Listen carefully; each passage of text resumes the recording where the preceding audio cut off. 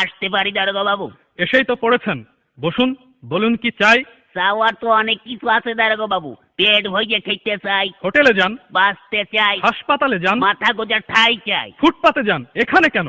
ও এখানে এখানে এসেছে একটা ডায়েরি লেখাতে। গত রাতে আমার বাড়ি চুরি হয়ে গেছে, তো তাই ডায়েরি লেখাতে এসেছি। ও চুরি কেস। জি জি। আপনার নাম? কোন নাম বলবো? মা ডাকে সোনা, দাদি ডাকে মনা, বউকে ডাকে ওগো। তা কোন নাম বলবো? নিজের ভালো নামটাই বলুন। তাই বলুন। ওই হুমায়ুন ফকিরি। হুমায়ুন ফকিরি? হ্যাঁ। এ পদবি তো কোনোদিন শুনিনি। ওরে বাবা, এক সময় ফকিরির ব্যবসা করতাম তো। ওই ফকিরির ব্যবসা করতে করতে ধনী হয়ে গিয়েছি, তাই এখন আর করি না। তা মনে করছি ফকির নামটা আর বাদ দেবো না, ওটাকে আধুনিক করে এখন ফকিরই করিয়েছি। বাবার নাম? কোন বাবার নাম বলবো? আশ্চর্য, মা দুজন হয় শুনেছি, কিন্তু বাবা দুজন হয় তা তো শুনিনি। এই হয়ে গিয়েছে, এক হচ্ছে নিজের বাবা আর এক হচ্ছে বইয়ের বাবা। তা কোন বাবার নাম বলবো?